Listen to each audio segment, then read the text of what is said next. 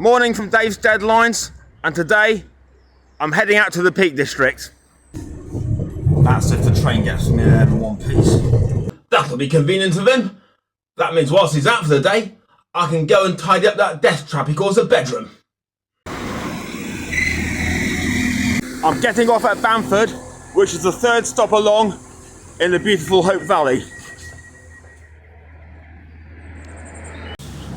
Our fun for today just lies a few minutes walk up these steps and around a couple of corners. I've just got to quickly go back the other way though first and show you something over here. This beautiful toll gate has been sitting here beside the road since 1985. It's part of the original Sparrow Pit Turnpike Road nearby and dates all the way back to 1758 and is one of the earliest examples in this part of the world. It was erected close to its original position by the Peak District National Board with funding partly by the Thornhill Parish Council. At least there's no barrier between us and exquisite wintry views like this.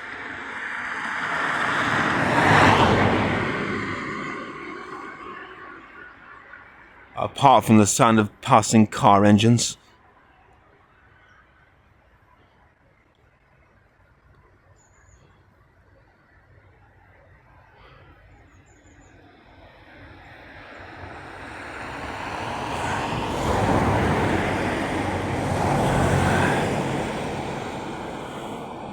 Although we've still got this steep, narrow, winding lane in front of us with its unrelenting hedges on either side and zero pavement.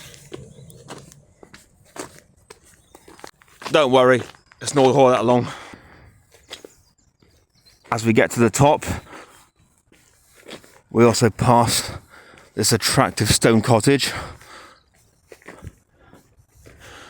the former headquarters of the Derwent Valley Water Board, who also ones that financed the resurrection of that former toll gate back down the road there. And also this lovely homemade seat out in the front. Nowadays in use as the local Quaker meeting house. Well, here we are at last at the foot of the former Howden Branch Line Railway. This private part behind me, no joke meant, is where the line branched in, having broken away from the current Midland Railway route.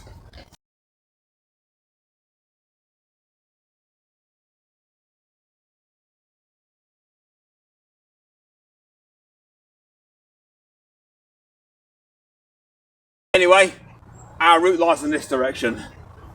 So onwardly, let's head.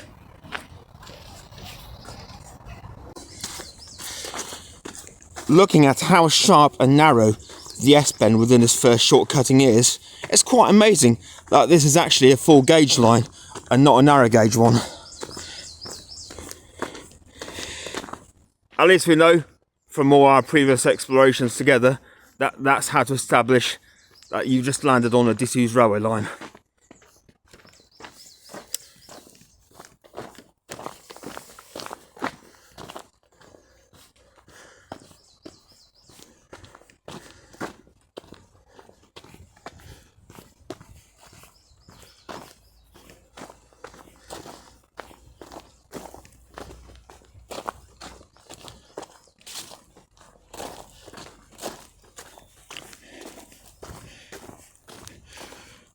Those flaming gates just can't wait to ambush us, can't they?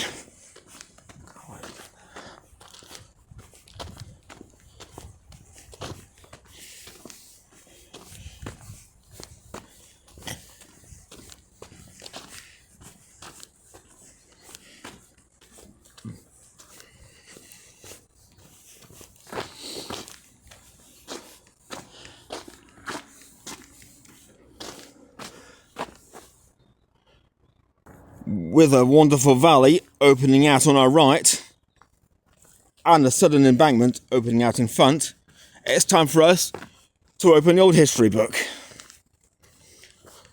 As I mentioned earlier, this railway was built to build reservoirs, And what we're sauntering along today is the first part of the full 7-mile route built in 1903, connecting to the sites at Derwent and Howden. That's not to be confused with the 2 villages that would later be submerged in the 1930s when the reservoirs finally received their water. That said though, Howden did have its own little village at the end, constructed entirely from tin, might I add. More on that later though. Of course, we have still got a 1.5 miles of track bed to walk in front, and time is short.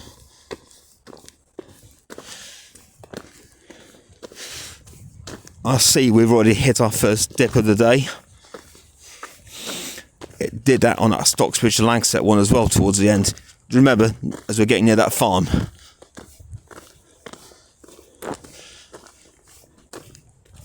Still fun for those out cycling. Don't quote me here. This may or may not have once been a level crossing. Came round at a curve though, didn't it? Not sure how barriers would have worked in those days.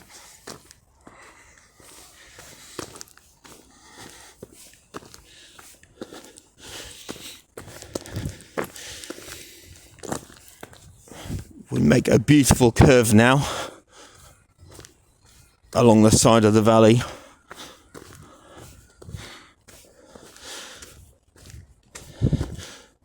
Which I'm finding it very hard not to be distracted by over on my side again.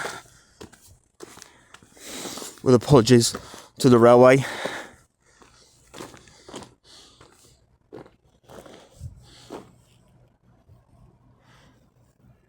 Incredible landscape.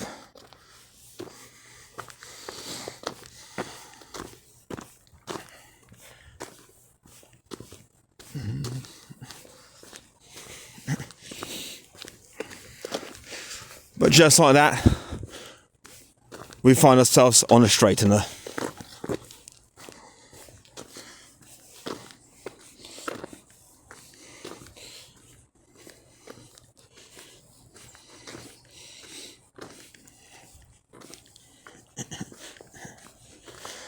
A bit of a shame, isn't it, that these days we can only walk the first couple of miles, the rest of it having been made into various roads and otherwise hiding beneath trees on a hillside. Got a couple of viaducts here and there though, later on.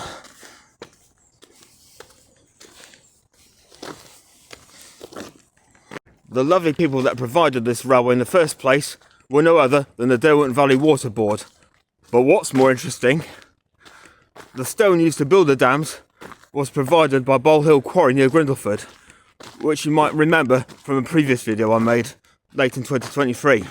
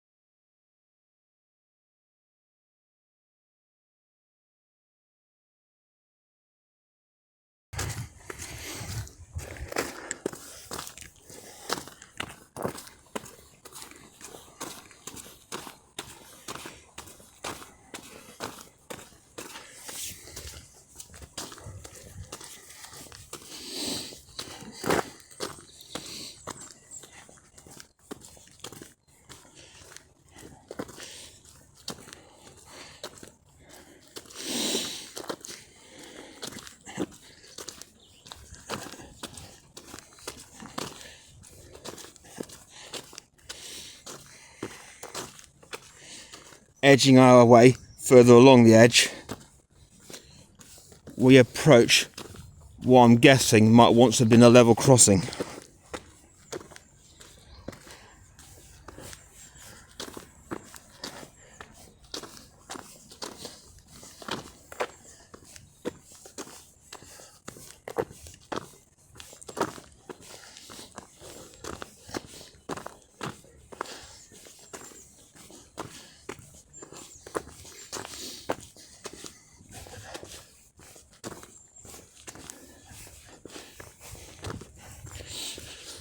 I'll tell you something. At least it was easy to tell if anything was coming.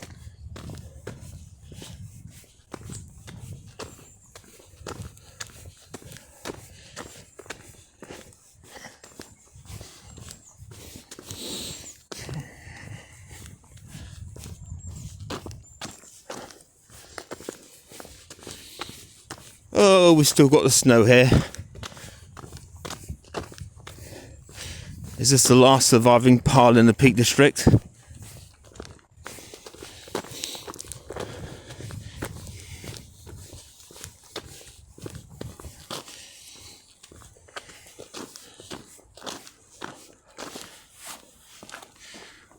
Should take a photograph as I go past.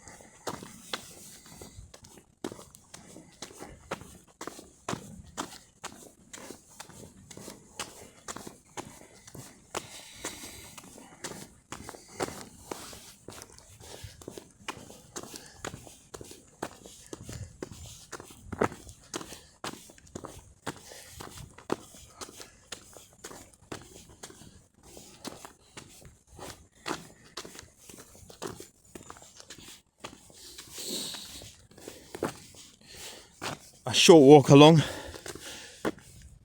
and we encounter our first art instalment of two we'll see today. Sadly the paint's fading in recent years.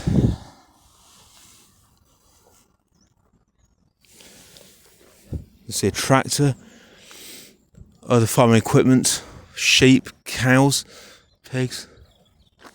Can't see what that is further at the top. Was a bike rider there.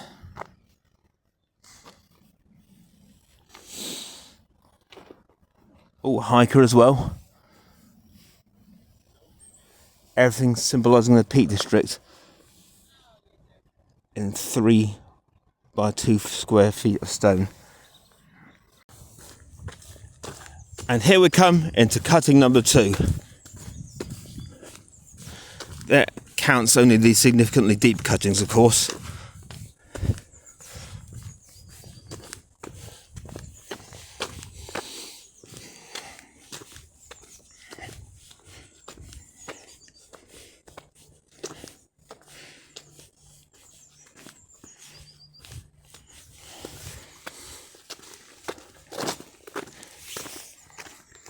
I have already mentioned there were a few bridges here and there back in the day of the railway. All long gone now, and we're about to come up on the first one.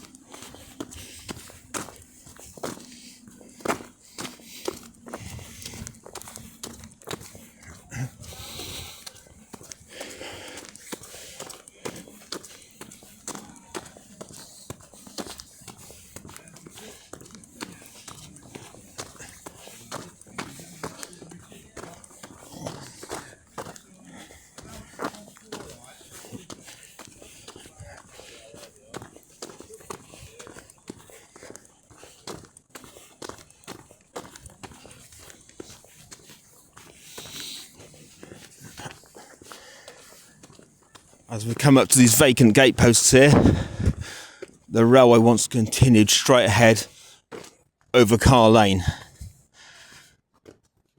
a little country road which winds itself over towards the reservoirs in that direction, emerging near Yorkshire Bridge. So we're going to have a quick whirl down the diversionary path that exists nowadays. Right above us now, a single iron span took the railway over the road, and as we go to road level temporarily, I'll stand here and take a short look for you.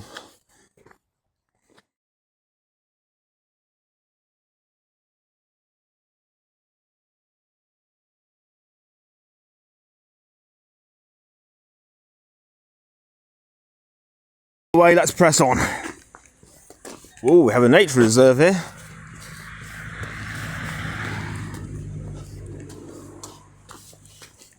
I always had my reservations about this sort of place. What gets me is the expression cattle grazing. What has eating grass from a field got to do with bruising yourself on the side of your arm? I shall muse over that one as we walk along further.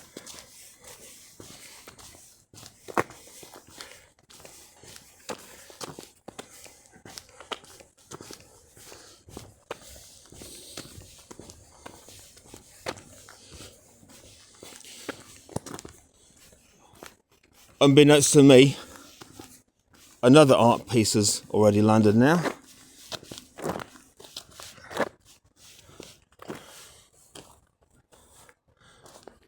Home to roost, are you?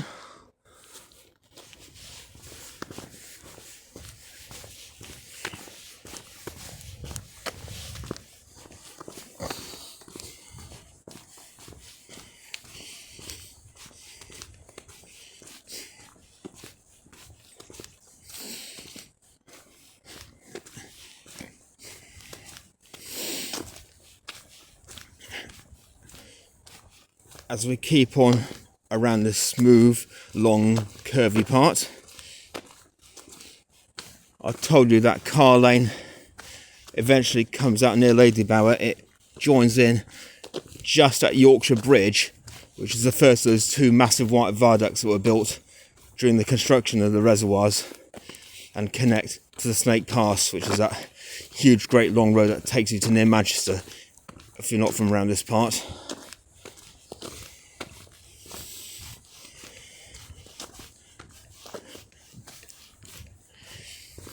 When that road comes up just near Yorkshire Bridge itself, you will be passing a couple rows of a couple of rows of brick semi-detached buildings on the left hand side. These cottages in question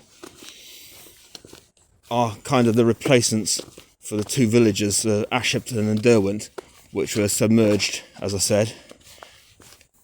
So obviously Dad's have somewhere else to live. Oh, like that, we've got another sculpture.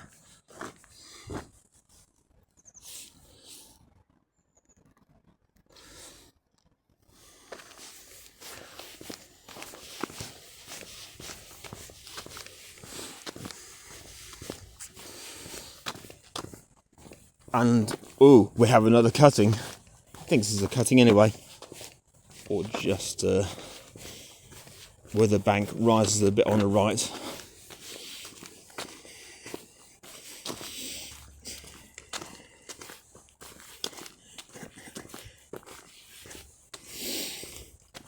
As with the Stocksbridge and Langsett line, this one also involved contractors in its making. Walter Scott and Middleton being the wonderful people here. We've also got the same lively leap between cuttings and embankments. And here's our next example.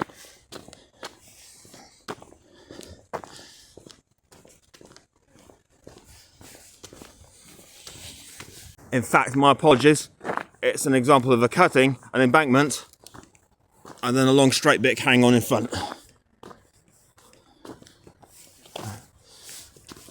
And we actually come across this railway track bed's other main obstacle, cows, although only 2 of them today. No, in fact, we actually have all of 7 here. plus a pig. As well as an artistic looking seat.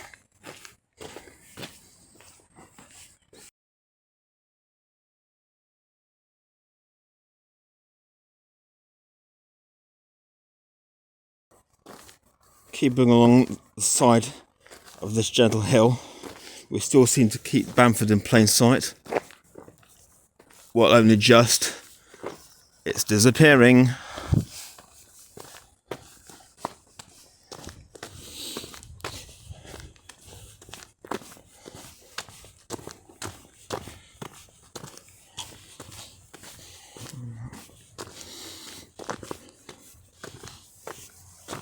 Gate posts at 3 o'clock again.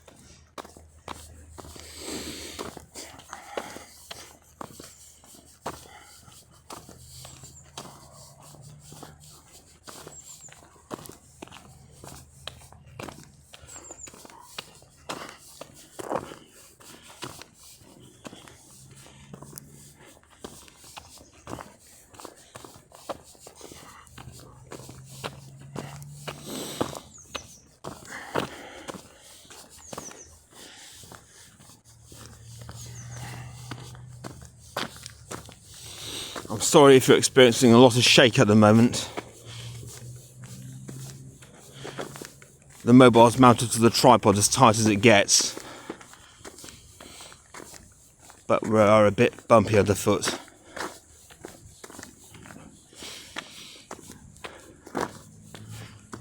I can't always concentrate both on what's ahead and what's beneath my soles at the same time.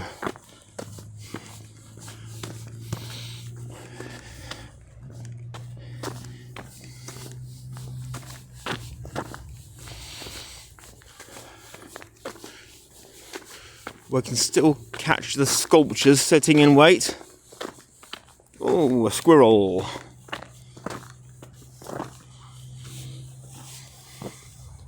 That is the best one so far, I think.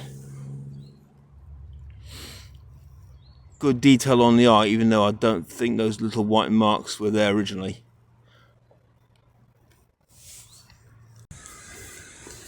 Oh, nice little steps there.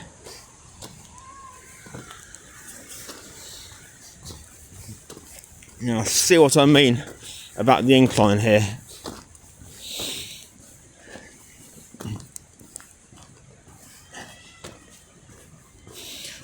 I'm not sure if this has happened since the railway went and the path came, or if the wagons back then had some sturdily durable bogies on them.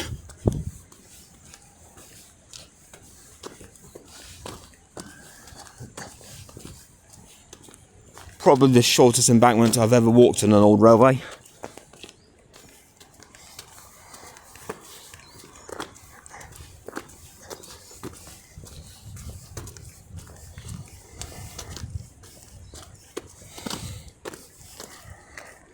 There's still always time to break that record yet though. As we now reach the end of the line for today, and what might have been another level crossing gate at some stage.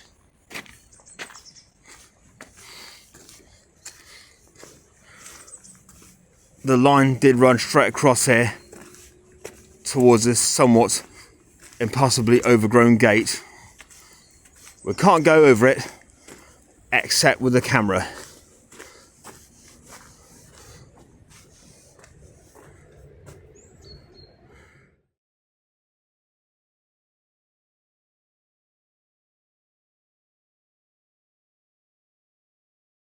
Although we've had to leave the railway behind now, we'll be heading up the road here and enjoying the last remaining feature for the day. I think you can just see it through there now. Ladybower Dam. The last of the three to be built in the 1930s, so some distinct time later after Howden and Derwent. You can tell the difference, can't you, if you can see that big grass slope down there. And there's a water treatment plant at the bottom as well, I believe. Just as we reach the top, we've got to turn left first, very slightly, and go behind this green fencing, because there's another of these fantastic sculptures. Maybe the same creator as that very first one we saw.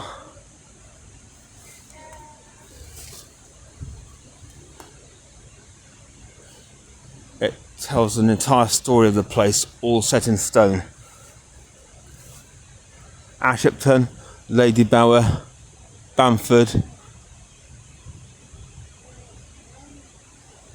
Got a church up there, and the dam, one of them. The church we're looking at here likely represents the one whose steeple was still seen protruding from the water when the villages of Derwent and Ashipton were demolished and the valley flooded. And this is the view from the top of the wonderful Ladybower Dam and its legendary sinkholes, if you were supposed to call them that you've just seen there on the left and in the distance. Plug holes, I think the proper term is. Sweet and small little tower there.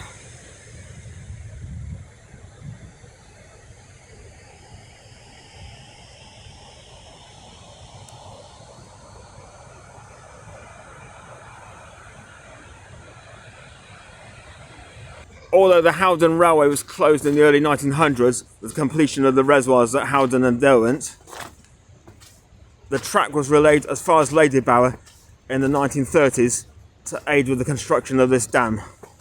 The remaining 5 miles of the track bed disappeared off round the left and crossed over to travel alongside the side of the Derwent Reservoir right up to the end and Tin Town.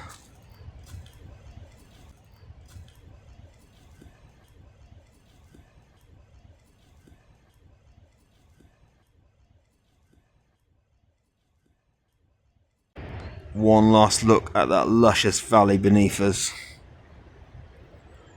before we have to wrap up for the day. And as we advance forth on the other end, the other tower and the other plug hole, it is now sadly time to pull the plug on today's entertainment. I bet you're thinking it's a damn shame that we didn't have time to cover it today, but don't worry, I shall be featuring Tin Town and the impressive viaduct that once led up to it past Derwent in a whole new video on the Dave's Dead Places channel later this year, so don't be disappointed. Like the signs on the gate say, don't try getting in the water here yourselves, subscribe and stay safe, warm and dry, and I look forward to seeing you all again next time. Bye!